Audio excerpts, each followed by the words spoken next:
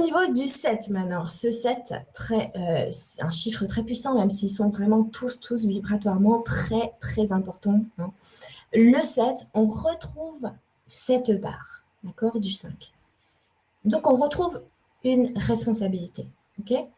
Cette barre-là qui vient prendre son point de départ dans notre masculin à droite et qui revient sur la gauche, d'accord, qui fait une barre comme ça, vers notre gauche pour implanter le sol.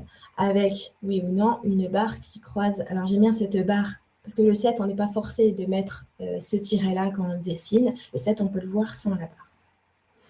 C'est ce que Myriel a dit, le 7 pour elle, c'est le pouvoir de direction. Alors moi, je vais vous montrer comment je vois le 7.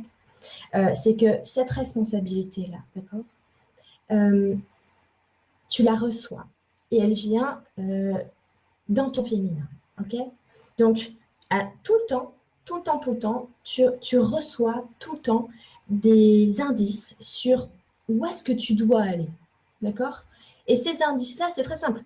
C'est simplement tes envies, tes aspirations profondes. Ça, c'est vraiment ta boussole intérieure qui s'exprime par le 7. Ça veut dire que, tiens, c'est marrant, j'ai vraiment envie d'aller dans ce lieu. Tiens, j'ai envie de changer de restaurant. Tiens, j'ai envie de changer de pays.